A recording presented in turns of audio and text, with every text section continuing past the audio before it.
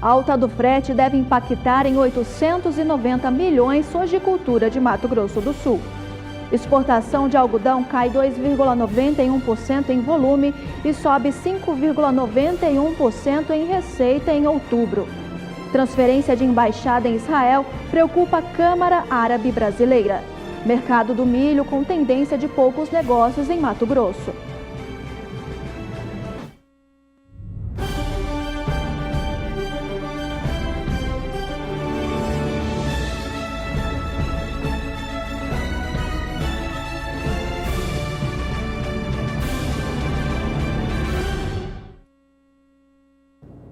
Olá, uma boa tarde para você. Está no ar a segunda edição do Agricultura BR desta segunda-feira. Olá, Carla, boa tarde. Olá, Ju, boa tarde para você de casa. Começamos o programa de hoje falando sobre mercado financeiro.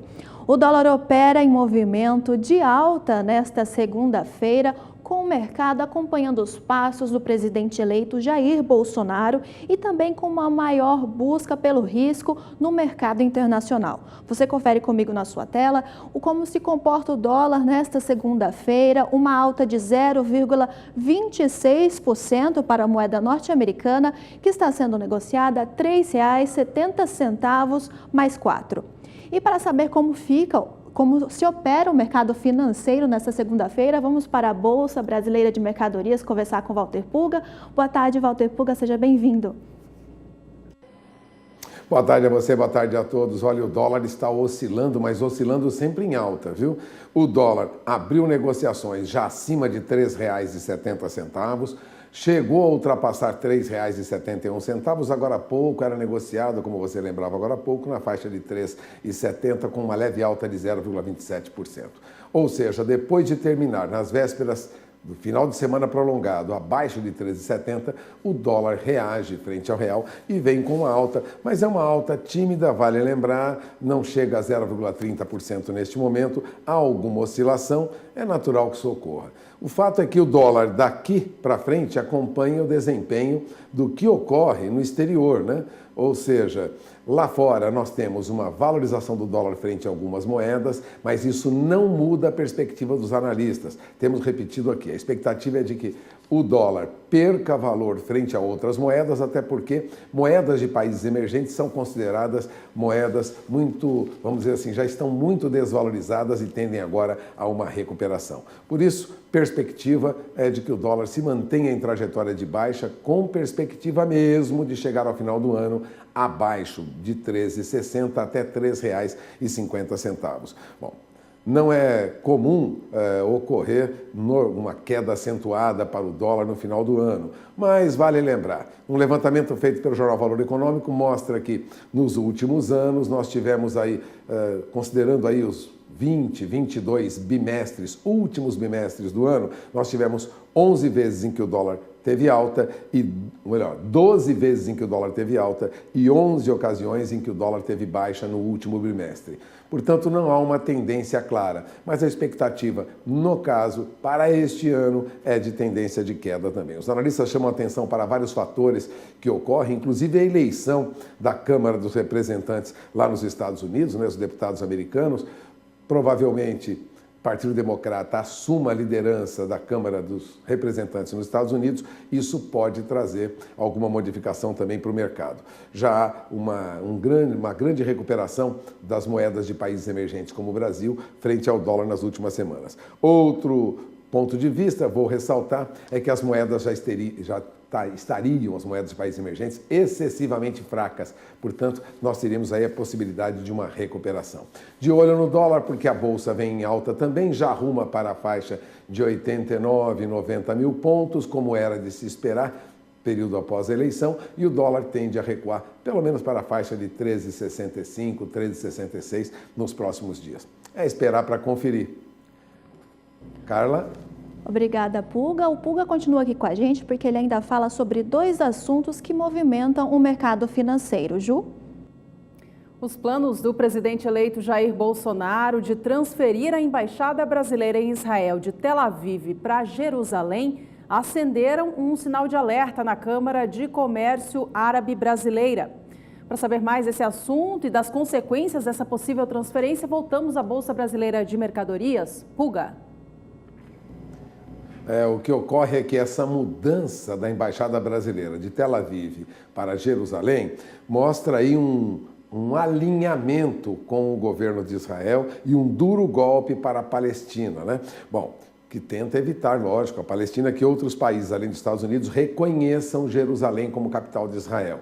Essa mudança da Embaixada Brasileira traz aí uma preocupação para os países árabes. É que os palestinos têm apoio de países árabes que compõem a Liga Árabe, que, aliás, tem aumentado suas negociações com o país, né? Arábia Saudita, Emirados Árabes Unidos, Egito, Argélia, Líbano e também o Iraque. Eles fazem parte, inclusive, da Câmara Brasileira Árabe, a Câmara de Comércio Árabe Brasileira, e já tem aumentado as importações. Veja, essa Câmara Árabe Brasileira, que congrega aí 22 países, já importa aproximadamente 14 bilhões de dólares no ano passado do Brasil. Bom, a pauta que nós enviamos, né, de exportação para esses produtos de países árabes envolve aí, olha, carne de frango para a Arábia Saudita, que é todinho, 90% da carne de frango que chega na Arábia Saudita sai do Brasil, né? Também exportamos carne bovina, exportamos açúcar e há uma preocupação de que essa decisão já anunciada pelo presidente eleito Jair Bolsonaro possa prejudicar as nossas exportações para os países árabes. Portanto, de olho na informação, porque a situação é bem complicada, a posição mais à direita do presidente eleito já mostra que podemos ter problemas com o comércio no futuro. Obrigada, Puga. E um outro assunto também envolvendo o presidente eleito chama atenção. 3 declarações que o presidente eleito Jair Bolsonaro fez durante estes dias preocupam o meio diplomático. A primeira é que ele pretende cancelar laços políticos com países que têm governo de esquerda. Outra declaração que também preocupa é a retirada da Embaixada Brasileira de Cuba. E outra declaração também é que a China quer comprar o Brasil. Puga, como essas declarações afetam o nosso mercado? Olha, já começam a causar estranheza, inclusive entre os diplomatas brasileiros, né? O fato é o seguinte, é que entre as declarações do presidente Jair Bolsonaro, né, além em relação a Cuba, né, que significa aí um estímulo uma lembrança da antiga Guerra Fria, que já foi extinta há mais de 30 anos e que, aliás, já não faz parte mais do jogo político internacional, ele afirmou que a China quer comprar o Brasil. E isso gerou uma repercussão negativa no meio diplomático por conta da importância que a China tem como parceira comercial do Brasil. Ou seja, já deu uma cutucada na China, né? Em entrevista para o canal de televisão norte-americano Fox News, na última sexta-feira, agora quando era feriado aqui, Sérgio Amaral, que é embaixador brasileiro em Washington, enfatizou a importância da relação entre os dois países, ou seja, preocupação com a China. Afinal, se o problema continuar desse jeito, teremos dificuldades para exportar. E isso ocorre justamente quando começa lá na China, Carla, uma reunião de importadores e exportadores para a realização de novos negócios sob supervisão do governo chinês. Bom, a Associação Brasileira de Proteína Animal, a BPA, participa, aliás, com o apoio da Apex Brasil, da China International Import Expo. E o evento teve início hoje pela manhã, lá em Xangai, né? Ele é organizado pelo governo chinês e tem como propósito definir o planejamento das importações, das compras chinesas para os próximos 5 anos. O evento, aliás, é exclusivo, ele é restrito a alguns convidados, reúne importadores chineses e exportadores de todo o mundo para fomentar novos negócios sob a supervisão do governo chinês. Bom, nós temos lá representando o Brasil, né, a suinocultura e a avicultura brasileira, o diretor executivo da BPA, Ricardo Santin, e também a analista de promoção comercial Nayara Dalmolin, né, que estão presentes no stand, no espaço que a Apex Brasil tem nessa China International Import Expo, exposição internacional de importação e exportação da China. Bom, quando nós estamos lá para defender os interesses dos produtores de aves e suínos, amargamos aí no final de semana uma declaração como essa do presidente eleito Jair Bolsonaro. Isso traz preocupação para quem está tentando abrir mercado para os produtos brasileiros. De olho na informação, porque muita coisa vai mudar com o novo presidente eleito e algumas nem sempre trazem benefícios diretos para o agronegócio. É preciso avaliar e analisar primeiro qual a melhor atitude a tomar diante das mudanças que devem ocorrer. Eu volto para Campo Grande. Obrigada, Pulga. O Pulga que volta amanhã aqui ao Agricultura BR trazendo mais destaque sobre o mercado financeiro para a gente.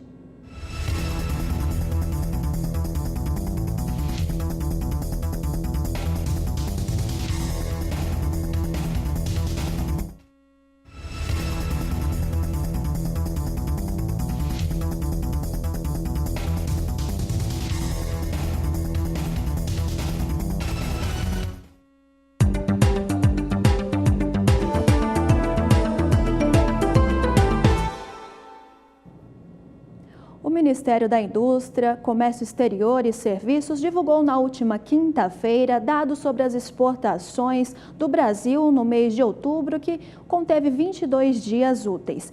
E as exportações de soja tiveram um aumento na comparação mensal e na comparação anual. Um recorde para o período puxado pelos embarques da China à oleaginosa brasileira. Você confere comigo na sua tela os dados que o MDIC trouxe sobre as exportações de soja brasileira. Nós já vamos ver nos dados na tela, mas eu já adianto para você que em outubro foram exportadas 5.300.000 toneladas da soja brasileira. Você confere comigo aqui na sua tela agora sim. Em outubro foram exportadas 5.300.000 toneladas.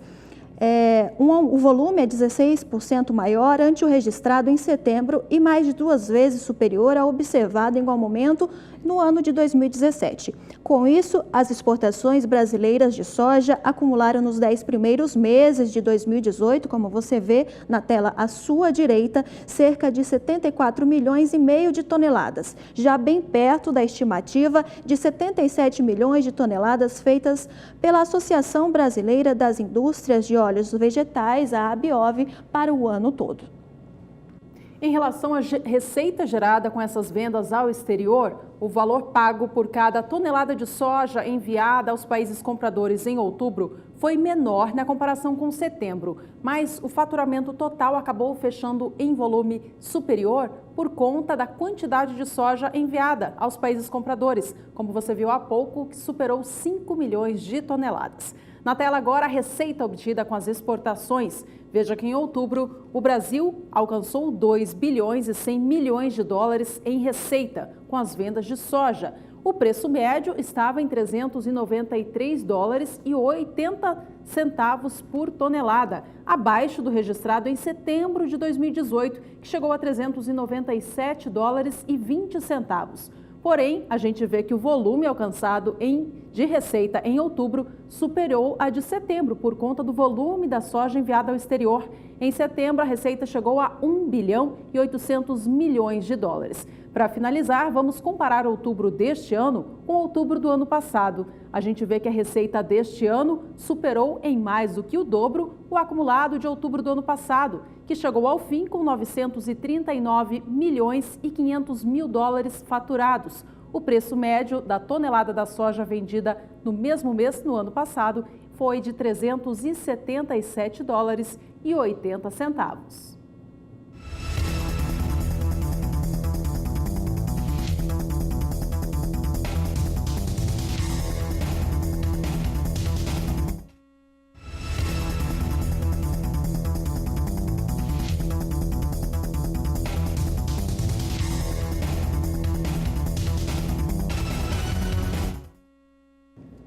Vamos conferir agora os preços praticados para a soja nos principais portos brasileiros, que você confere comigo que está em movimento de alta. O Porto de Santos e o Porto de Paranaguá estão vendendo a saca de 60 quilos da soja por R$ 88.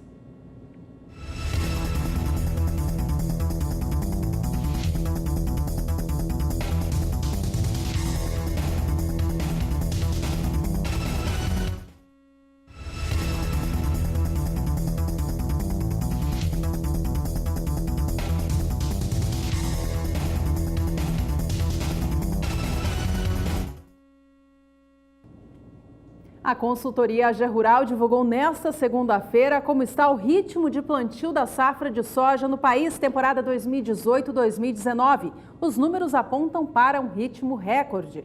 De acordo com a AG Rural, o avanço de semeadura nesta última semana foi de 14 pontos percentuais. Com isso, o Brasil já semeou cerca de 60% do que prevê cultivar neste novo ciclo. Os dados contabilizam a data até esta segunda-feira, dia 5 de novembro. Veja que nesta mesma época do ano passado, a área plantada estava em 43%, portanto, o ritmo deste ano está bem à frente. O ritmo também vem bem acelerado em relação à média histórica dos últimos 5 anos, que traz o índice de 41%. Diante dessa semeadura avançada, a consultoria AG Rural estima que o município de Sorriso, no estado de Mato Grosso, pode vir a colher soja já na segunda quinzena do mês de dezembro. E para saber como se comporta o clima nas áreas que estão fazendo plantio de soja em todo o Brasil, vamos para a Somar Meteorologia para falar com a Juliana Rezende. Boa tarde, Juliana, seja bem-vinda. Olá, boa tarde, Carla. Boa tarde a todos que nos assistem. Olha, para áreas produtoras de soja, tem previsão de bastante chuva já ao longo desta semana. E principalmente áreas produtoras da região centro-oeste, Goiás, Mato Grosso, interior mineiro e até as áreas mais ao sul do Tocantins, oeste da Bahia também. Vai ter muita instabilidade nessa região por conta ainda da passagem de uma frente fria afastada da costa da região sudeste, que ajuda a organizar um corredor de umidade na parte central brasileira. A umidade que vem lá da Amazônia também é transportada pelos ventos em altitude, então por isso, já ao longo desta semana tem previsão de fortes episódios de chuva entre Goiás, Mato Grosso, interior mineiro, áreas mais ao sul do Tocantins. Essa chuva toda vai conseguir aumentar bastante as condições de umidade do solo. Previsão de acumulados que podem alcançar em torno de 70 até 100 milímetros até o dia 10 de novembro. Só que essa chuva também vai inviabilizar o andamento das atividades no campo, deve paralisar o andamento do plantio da soja nessas regiões onde chove de forma mais intensa. Nas áreas mais ao sul, conforme a gente tem chuva ganhando força na parte central brasileira, as áreas mais ao sul do Brasil vão ter períodos de tempo mais seco. A gente volta a ter então dias de tempo mais firme, com predomínio de sol. Uma massa de ar mais seco vai predominar na região sul e vai garantir então tempo firme. Boas condições para o andamento das atividades na região sul e até em pontos do Mato Grosso do Sul, interior do estado de São Paulo. A partir da semana seguinte, essa chuva toda da parte central do Brasil já perde intensidade. A gente já não tem mais esse risco para temporais e grandes volumes de água, tanto que a chuva vai seguir agora bastante espalhada por grande parte do centro-sul, região do Mato Piba também. E aí as pancadas mais expressivas vão ficar concentradas no interior do sul do Brasil. A gente volta a ter acumulados em torno de 50 milímetros entre os dias 11 e 15 de novembro. Então a gente volta a ter muita instabilidade atuando na região sul. Os produtores do Rio Grande do Sul e Paraná podem ter algumas paralisações por conta dos episódios de chuva mais intensos, mas de forma geral a gente tem chuva então abrangente por grande parte das áreas produtoras do país. Mato Piba, região centro-oeste e sudeste vão seguir recebendo muita instabilidade, mas aí sem tantos riscos para transtornos e também que possam paralisar e até atrapalhar o andamento das atividades de plantio das lavouras de soja na maior parte do país. Daqui a pouco eu volto com mais previsão do tempo. Obrigada, Juliana. Ju? Vamos agora ao mercado internacional da soja, de olho nos preços pagos pelo bushel do grão na Bolsa de Chicago nesta segunda-feira. Há pouco o mercado vinha em queda e o movimento de baixa se mantém. A gente relembra você que na semana passada houve um comentário bastante positivo para o mercado internacional da soja, feito por Donald Trump, presidente dos Estados Unidos, dizendo que as negociações com a China iam bem. Na época, a soja voltou a subir com força na Bolsa de Chicago. Hoje, já abre a semana novamente em baixa, em virtude da colheita que avança forte no país e ainda diante dos entraves comerciais no mercado global. Contrato com vencimento em novembro vem agora a $8,72 mais 4 por bushel. Posição de janeiro, $8,83 mais 6. Contratos com vencimento em março operam agora a $8,95 mais 4 por bushel, enquanto a posição de maio é a única em mais curto prazo que opera acima de 9, vem a $9,09 mais 2 por bushel. E nós vamos para um rápido intervalo comercial, mas no próximo bloco você vai ver que a alta do frete deve impactar em 890 milhões de reais na sojicultura do Mato Grosso do Sul. E veja ainda nesta edição que o mercado do milho opera com tendência de poucos negócios no estado de Mato Grosso. Nós voltamos já. Agricultura BR de volta para falar agora sobre o custo de produção da soja no Brasil. A situação que já traz uma margem bastante apertada ao sojicultor brasileiro ficou ainda mais apertada neste ano, depois da instituição da tabela de preços mínimos para o frete, que aconteceu logo após a greve dos caminhoneiros no mês de maio. Para falar sobre este assunto, a Agricultura BR recebe hoje o analista de agronegócios do SBA, João Pedro Cuti Dias. João, boa tarde para você. O quão melhor, quão mais forte a sojicultura do Brasil poderia ser se não fossem os entraves logísticos? Olha, vamos primeiro olhar um pouquinho a razão de ter havido essa crise no transporte. Você teve a crise no transporte por 4 razões básicas. Primeiro, que o governo não investe dinheiro na manutenção das estradas. Então, isso, a estrada cada vez mais complicada, buraco, falta de sinalização, acidente, tudo isso impacta no custo de produção. As estradas que são boas no Brasil são estradas pedagiadas, aí tem que pagar pedágio. O governo, naquela ânsia de arrecadar dinheiro para cobrir os buracos dele, ele, quando ele faz uma concessão, ele faz o quê? Ele quer receber o máximo possível e isso acaba encarecendo o pedágio. Então, é uma outra razão. O diesel no Brasil é um produto caro. Por quê? Porque tem mais de 40% de impostos. Os estados aplicam mais de 25% a 27% em alguns casos de ICMS, mais os PIS, COFINS, os federais. Além disso, você tem uma pauta, ou seja, no Brasil se estipula um preço que tem que se cobrar para o frete, para o diesel. Então, isso encarece mais ainda.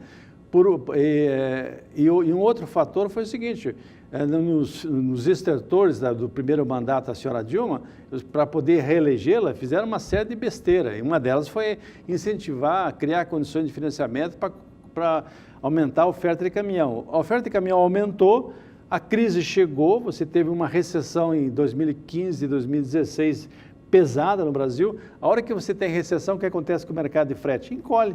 Então, somou, foi a tempestade perfeita. Quando os caras foram para as ruas, ou foram para as estradas, melhor dizendo, o que aconteceu? Estava numa situação água no pescoço, ou mais que água no pescoço. Então, o que eles fizeram? Embretaram o governo, trancaram o país. O Brasil vinha com uma expectativa de crescer 3% o PIB. 3% cresceria em 2018. O que aconteceu? Não cresceu, encolheu, ficou 1%, em 2017. Ficou 1% de crescimento, porque a pressão foi tão forte da questão da greve dos caminhoneiros que atrapalhou todo o processo. Então, aí você também diminuiu a oferta de transporte. Frete, Juliana, não é uma coisa linear, olha, eu ponho em janeiro, vai a dezembro, mesmo. Não é. Quando tem maior oferta de caminhão, o preço cai. Quando tem maior oferta de carga, o preço sobe. No Brasil, nós somos extremamente dependentes de rodovias. Ou seja, não adianta o cara de Mato Grosso, não, tá bom, então eu não vou mandar para o caminhão. Eu vou mandar de que jeito? Não tem. Ele tem que chegar, no mínimo, ele tem que chegar em Rondonópolis para levar de caminhão até um terminal ferroviário, ou Miritituba, no norte, lá no Pará, para passar por uma barcaça, ou Porto Velho, para pegar um rio. Então, o Brasil inteiro é assim. Aqui no Mato Grosso do Sul, por exemplo, nós temos uma ferrovia ultramoderna, que é a Ferronorte. Ela não carregava nada até o ano passado aqui, passava pelo Mato Grosso os comboios. A hora que deu a crise, agora, aí conseguiram restabelecer o carregamento em Chapadão do Sul. É o único ponto que carrega no Mato Grosso do Sul, chama-se Chapadão do Sul. Ou seja, leva até lá e de lá vai até o Porto de Santos. Isso no sul do estado, tem que levar até Maringá para transferir para o vagão.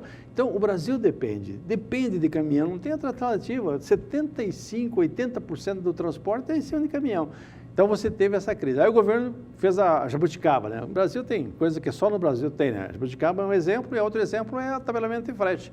O que aconteceu? Travou o mercado.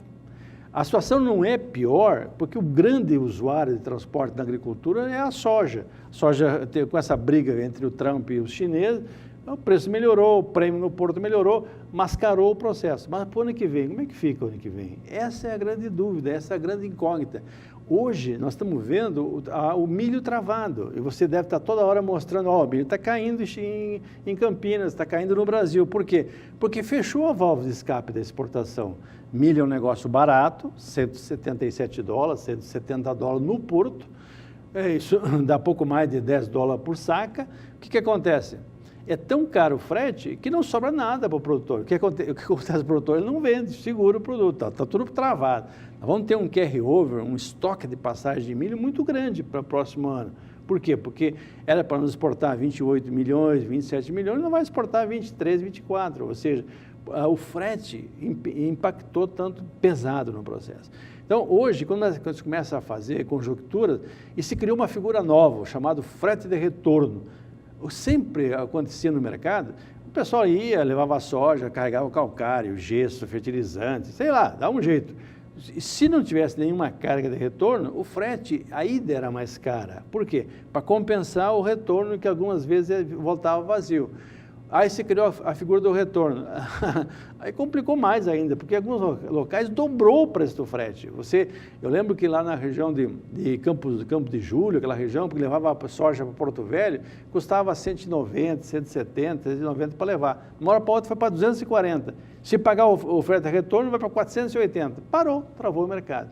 Então, esse é o problema no Brasil. As coisas acontecem, o problema normalmente está no governo. O governo ele está com crise financeira, não consegue, a classe política nossa não acorda para discutir as questões reais de problema. Quando a gente fala em estrada no Brasil, esse ano vai aplicar quanto? Aplicar uns 8 bilhões de reais. 8 bilhões de reais, só o déficit da Previdência é 25 vezes mais do que isso. Ou seja, quando a gente vê um problema sério como o déficit da Previdência, o pessoal não discutiu, não discutiu.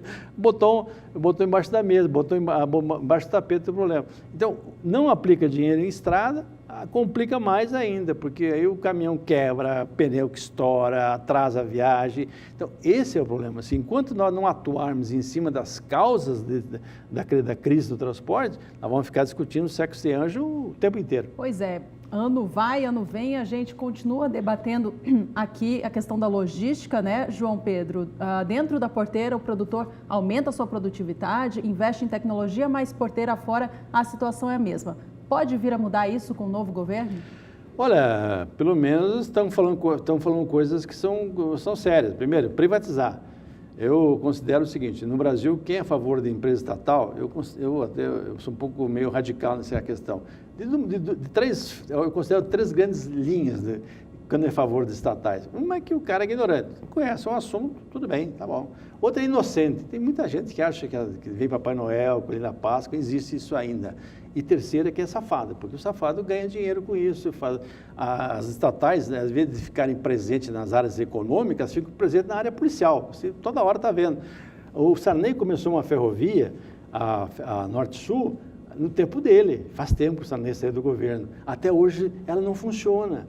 E já tem presidente preso, já teve Polícia Federal batendo em cima dos caras. Então, as coisas no Brasil, se esse pessoal fizer, vamos privatizar, o Estado vai fazer aquilo que ele tem que fazer. Segurança, dar uma educação básica, eficiente, que dê condições às pessoas de baixa renda ter uma boa formação e cuidar de saúde, as coisas, segurança institucional, etc. Mas, basicamente, essas coisas. O governo não tem que meter a mão em estrada, ele tem que fazer concessão. Agora mesmo no Mato Grosso, nós fizemos uma entrevista há pouco tempo atrás com o pessoal da ProSoja, eles preocupados em fazer uma ferrovia ligando Sinop a Miritituba. Ótimo, que o produtor compareça, participe, que ele integralize uma compra ações dessa empresa, pagando com soja, pagando com milho. Não vai faltar trade que se disposta a fazer isso. Para quê? Para você criar modais eficientes. O transporte ferroviário, Juliano, é o segundo transporte mais caro do mundo. Primeiro é o avião, segundo é o caminhão, terceiro é a ferrovia, quarto terceiro é a rodovia, a ferrovia, quarto é a água e a quinta é dutos. que é lógico, mas dutos são coisas específicas, para líquidos, para algumas coisas quaisquer. Mas, basicamente, o caminhão é o segundo transporte mais caro, só perde para o avião. Então, nós temos que usar transporte. Nós somos um país continental, nós temos que seguir o exemplo dos Estados Unidos. Os Estados Unidos, se você for ver o rio Mississippi, é impressionante. É frota de barcaça descendo e subindo o rio, paralelamente ao rio, ferrovias, disputando o mercado. Então, assim te resolve o problema. Agora, o produtor vai ter mais um ano complicado, porque sabe Deus o que vai virar esse tabelamento de frete. O Supremo Tribunal Federal, cuja a função constitucional é dizer se é condicional ou não, ele está fazendo reunião para discutir com o pessoal do transporte. Não vai nunca achar um meio termo, não é a função dele achar meio termo. Ele tem que dizer, é condicional ou não é condicional. Essa é a função do Supremo. Mas já estamos há um ano discutindo sexo e anjo e vamos passar mais algum tempo ainda. João Pedro, para a gente finalizar rapidamente, ainda voltando à questão do custo da produção da soja e a margem de lucro que o produtor vai ter nesse próximo ano, o que a gente pode arrematar disso tudo? Enquanto a gente não tem ainda uma logística a exemplo de outros países. O produtor tem que... Canja de galinha e prudência não faz mal a ninguém. Esse é um ano complicado. Ele está comprando insumos a dólar de 13,70, 13,80, 4,15, como comprou, e a dúvida é como é que fica o ano que vem. Esse dólar o real nosso estava muito desvalorizado em função de uma possível volta do petismo. Acabou o problema do petismo, tá bom, então agora começa o dólar a recuar. Agora, mas tem pouca soja travada para entregar a partir do primeiro trimestre do ano que vem. Ou seja, ele tem que ter muito cuidado com os custos. Os custos estão altos, essa questão de tabelamento de frete é uma incógnita. Você está hoje criando uma figura nova, que as grandes trades estão montando frota própria, os grandes produtores estão comprando um caminhão. Ou seja, aquilo que funcionava relativamente bem vai começar a haver distorções, porque você vai concentrar poder em poucas empresas. Isso não é bom para o mercado. O mercado tem que haver uma disputa saudável, salutar entre todos os itens. E o produtor tem que ter mais cuidado, porque os preços que você falou agora há pouco, abaixo de $10 o bushel, não remunera com os custos atuais, a menos que haja um prêmio muito alto, como houve esse ano, mas isso em função de uma questão extemporânea, que é a briga do Trump com os chineses. João Pedro, muito obrigada por esse comentário de hoje. Até a próxima. Bom trabalho a vocês. E o Agricultura BR segue, fala agora sobre o mercado do milho.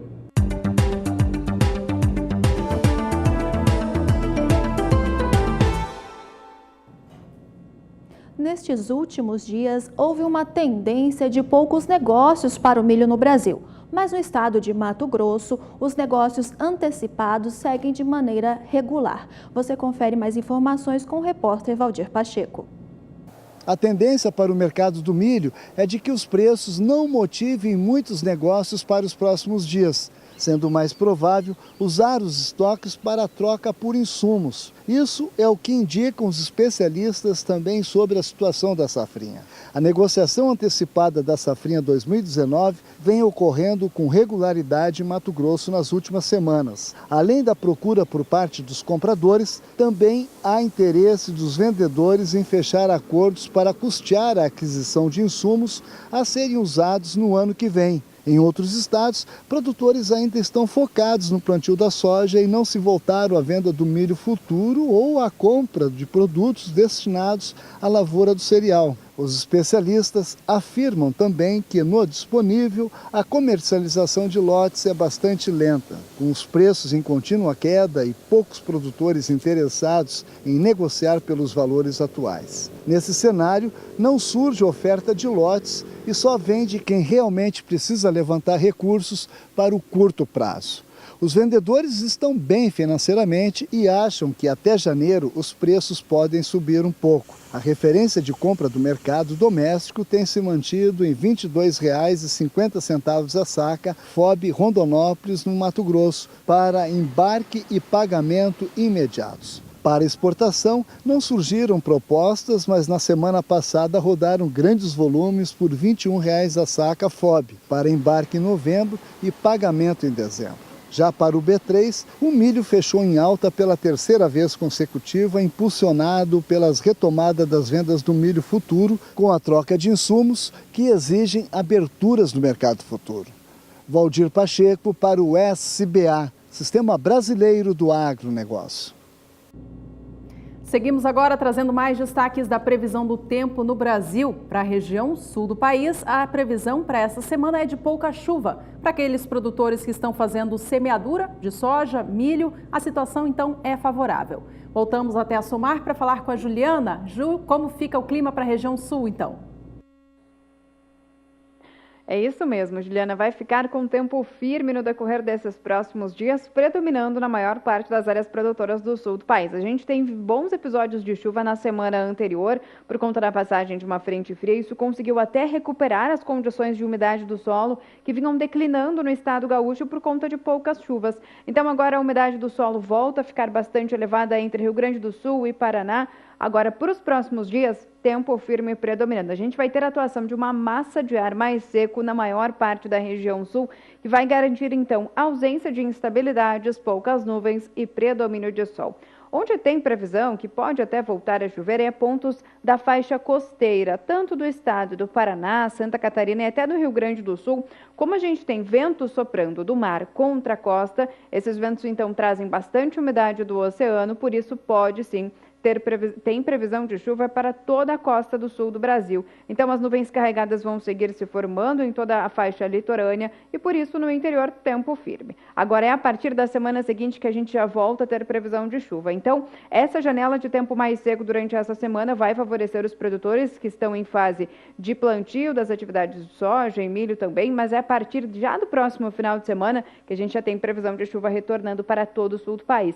E aí, a partir do dia 11, as instabilidades vão se espalhar pelos 3 estados e vão voltar com força também. Uma nova frente fria vai conseguir trazer muita instabilidade para toda a região sul.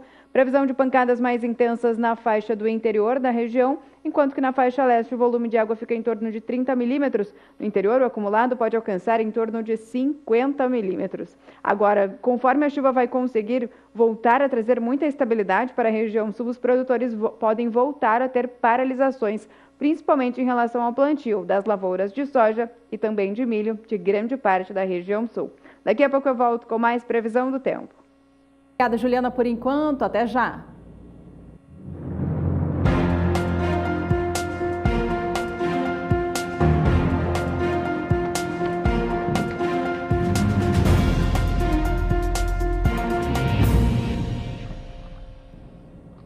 E a Feira Showtech, que será realizada dos dias 16, 17 e 18 de janeiro no município de Maracaju, no interior do estado de Mato Grosso do Sul, trará demonstrações práticas aos produtores rurais sobre plantio e manejo. O repórter José Cunha conversou com um pesquisador da Embrapa sobre este assunto. Você confere na reportagem.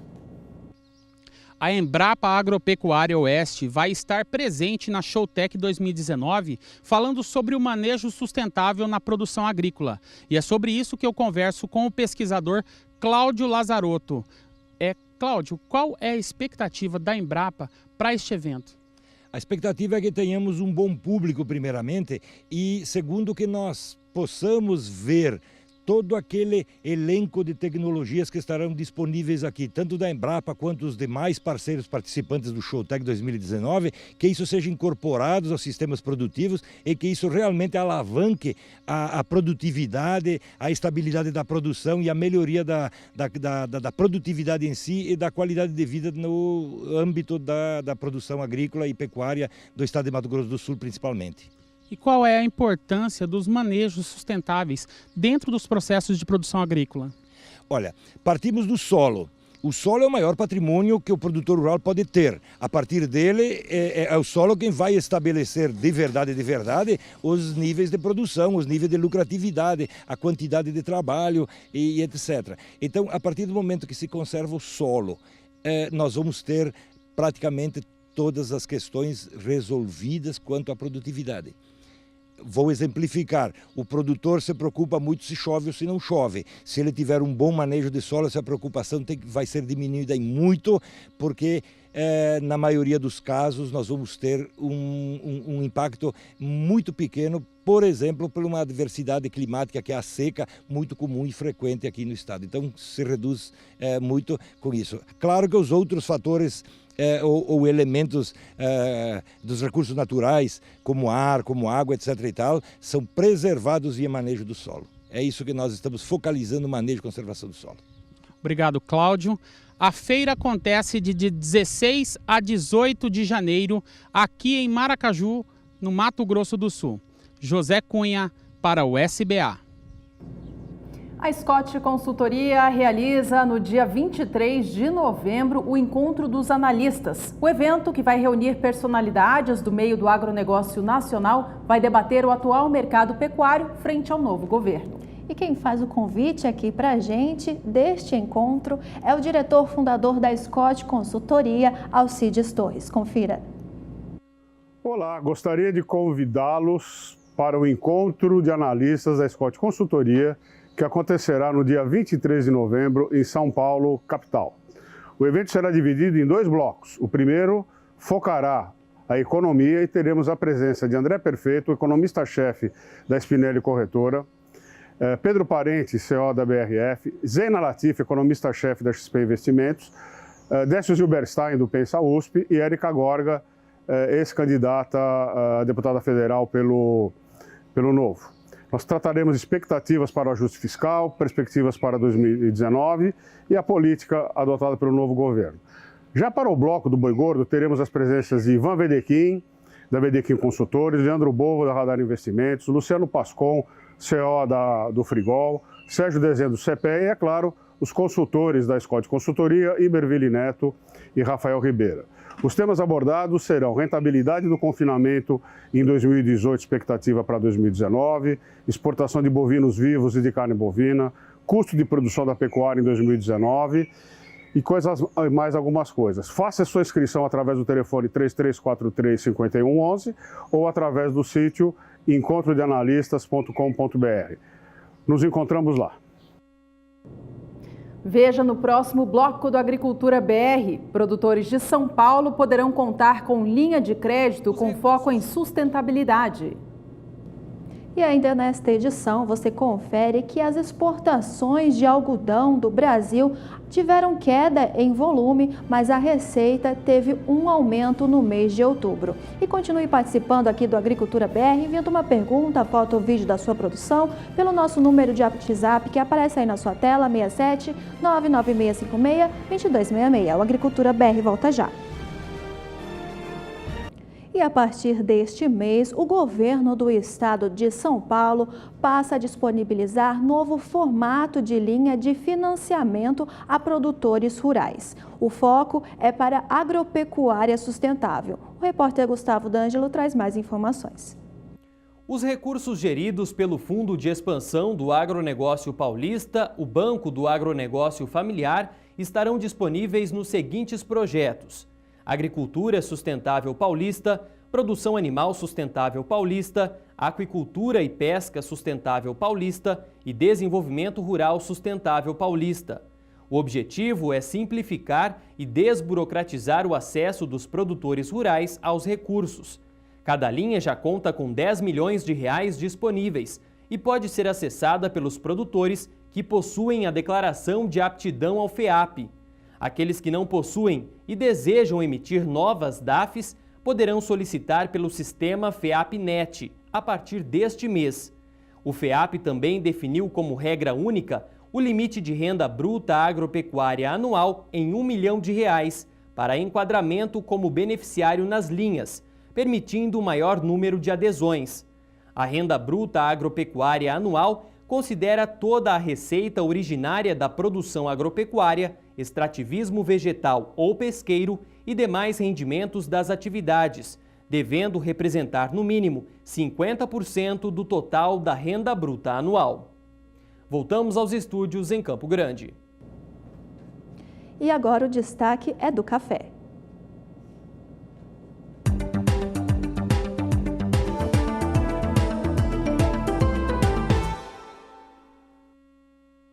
Nós vamos conferir agora os preços praticados para o café da especialidade arábica tipo 6 com a fonte do CPEA, que mostrou que em uma semana apresentou uma queda de mais de 1%. Você confere comigo na sua tela que no dia 26 de outubro, a saca de 60 quilos do café arábica tipo 6, bebida dura, estava sendo negociada a R$ 453,26. No dia 29, apresentou recuo para R$ 440,66 a saca. No dia 30, apresentou leve recuperação, sendo negociada a saca a R$ 442,26. No dia 31, último dia do mês de outubro, voltou a cair para a casa de R$ 440,00 mais 42 centavos. E no dia 1 de novembro, a saca de 60 quilos do café arábica estava sendo negociada a R$ 446,22, uma queda de 1,56% no período. Seguimos vendo os valores para o café arábica, mas agora no mercado futuro. A bolsa de referência é a de Nova York. Neste momento, os negócios vêm operando com baixa, com todas as posições abaixo de $1,30 por libra-peso, que é um piso de referência para esse mercado. Os contratos com vencimento em dezembro vêm agora a $1,18 mais 20. Posição de março, $1,22 por libra-peso. Vencimento de maio do ano que vem opera a $1,24 mais 60, enquanto a libra-peso do café arábica negociado em Nova York para entrega em julho vem agora a $1,27 mais 20.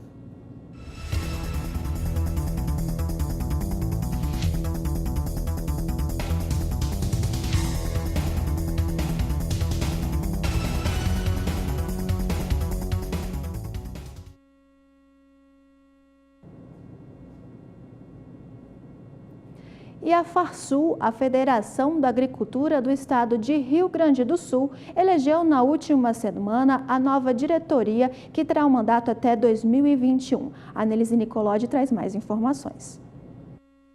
Com a morte de Carlos Esperoto em 23 de dezembro do ano passado, aos 79 anos, vítima de um câncer de esôfago, Gedeão Pereira, que era vice-presidente da Farsul, assumiu o cargo interinamente. Nessa quarta-feira, ele foi oficializado presidente da Farsul pelos próximos 3 anos. A eleição, com chapa única, teve a participação de 119 sindicatos. O mandato de Gedeão Pereira inicia no dia 1º de janeiro de 2019 e vai até 31 de dezembro de 2021. Ele será o 24º presidente da Farsul, a federação mais antiga do país, com 91 anos de história. Nós assumimos a Farsul, uma herança muito pesada do presidente Carlos Esperoto, que foi um grande presidente da casa, um presidente ímpar, 20 anos de mandato. E é evidente que se estabeleceu a curiosidade pela novidade, depois de 20 anos, que nos coube suceder a Carlos Esperoto. Estamos trabalhando e um dos nossos primeiros projetos justamente está sendo Farsul em Campo, onde nós estamos trazendo a Farsul para o interior, para esta comunicação íntima com os nossos sindicatos rurais, com os nossos presidentes e suas diretorias e demonstrar a eles, neste momento de grandes dificuldades que nós vivemos no nosso país, o que a Farsul está fazendo. Gedeão e mais 30 diretores, todos produtores rurais, terão a responsabilidade de defender os interesses setoriais, representando milhares de agropecuaristas do estado. É missão da Farsul honrar a vocação de produzir, de defender o direito de propriedade, a livre iniciativa, a economia de mercado e os interesses do país. É um trabalho muito profundo da Federação da Agricultura, que representa os nossos produtores rurais, na defesa dos interesses dos produtores rurais, tanto naquilo que nós precisamos avançar, como naquilo que nós não estamos deixando para fazer enquanto o agronegócio. Esta é uma realidade. Então, isto já é, por si só, uma grande meta. Nós estamos racionalizando muito o nosso Senar, estamos dando uma reestruturada no nosso sistema de cursos para que nós efetivamente possamos chegar mais nos anseios dos sindicatos rurais, nos nossos produtores, porque a nossa atividade fim é o produtor rural. Não pensem de outra maneira. O nosso cliente, o nosso produtor é que é a nossa atividade e é para ele que estamos trabalhando. Médico veterinário formado em 1971 pela Universidade Federal de Santa Maria, Gedeão Pereira é produtor rural, proprietário e administrador da Estância Santa Maria, com produções de pecuária de corte com manejo de pastagem, agricultura de arroz, soja e sorgo e florestamento de eucaliptos. É o atual presidente do Sebrae do Rio Grande do Sul e vice-presidente do Fundesa. É também o responsável pelas negociações de comércio exterior da CNA e presidente do Fórum Mercosul da Carne.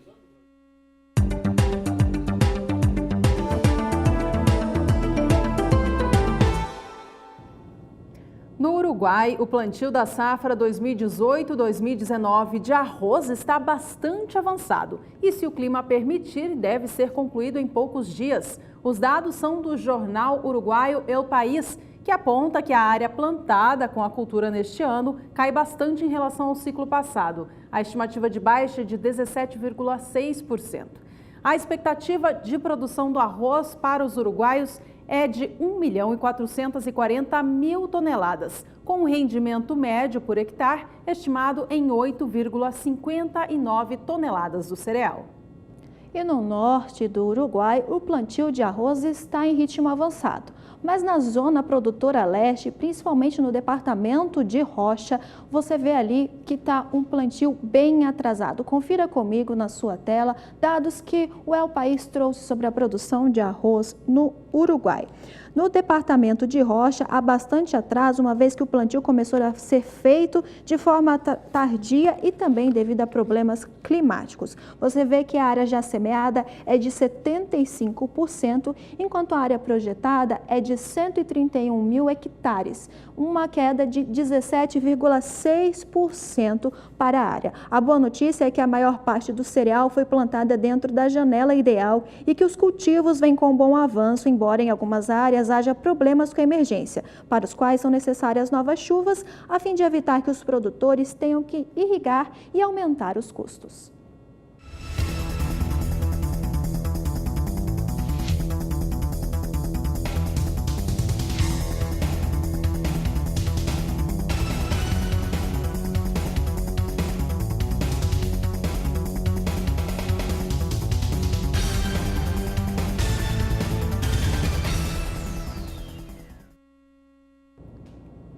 Veja no próximo bloco que exportação brasileira em outubro cai em volume, mas sobe em receita.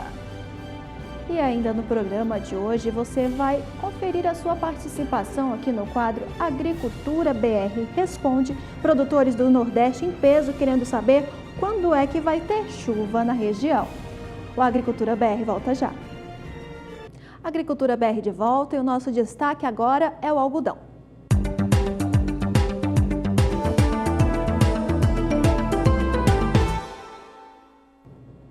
Dados divulgados pelo Ministério da Indústria, Comércio Exterior e Serviços, o MDIC, na última quinta-feira, mostram que as exportações de algodão do mês de outubro apresentaram uma queda no volume, mas a receita apresentou um aumento neste mesmo período. Você confere comigo na sua tela dados do MDIC sobre as exportações de algodão, que mostram que o Brasil exportou em outubro 163 mil toneladas de algodão, o equivalente a 2,91% menos que em igual período do ano passado, quando foram embarcadas 167.900 toneladas. Em receita, as vendas externas da pluma renderam 282 milhões e 800 mil dólares, 5,91% acima dos 267 milhões faturados no ano de 2017, também no mês de outubro.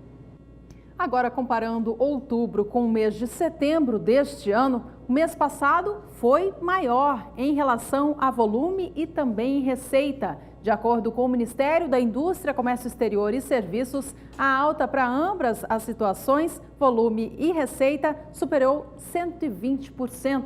Na tela, você acompanha conosco agora os embarques de algodão do Brasil. Enquanto em setembro foram enviados ao exterior 72.600 toneladas da fibra, em outubro foram 163 mil, alta de 124,5% no volume. Em relação à receita, a alta foi de 121,8%, já que em setembro as vendas ao exterior renderam 127.500 dólares, já em outubro 282.800 dólares. E vamos conferir agora os dados para o acumulado do ano de janeiro a outubro que o MDIC trouxe para as exportações de algodão do Brasil. Você confere comigo na sua tela que as exportações de algodão do Brasil no acumulado do ano, janeiro a outubro, foram embarcadas 502.100 toneladas e uma receita, um faturamento de 870.700.000 dólares. Vamos saber agora sobre o preço médio pago por cada tonelada de algodão comprado do exterior, comprado do Brasil pelo exterior. Você conosco acompanha na tela essa análise, números do Ministério do Desenvolvimento, Indústria e Comércio. O preço médio da tonelada exportada em outubro ficou então em $1.735,20, ante o valor anotado em setembro deste ano, de $1.757. Na comparação com outubro do ano passado, o valor pago neste ano foi maior, já que no ano passado este valor médio ficou em $1.590,60.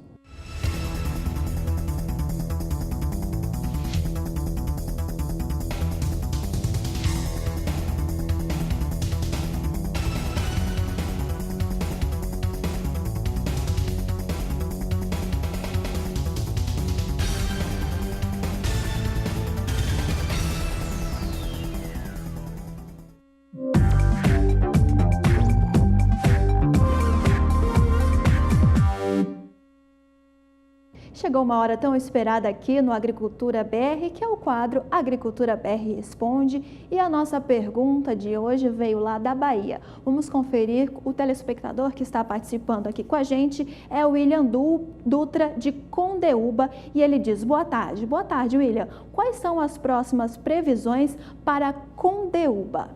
Bom, vamos saber então. Quem responde para a gente é a Juliana Rezende. Juliana, é com você.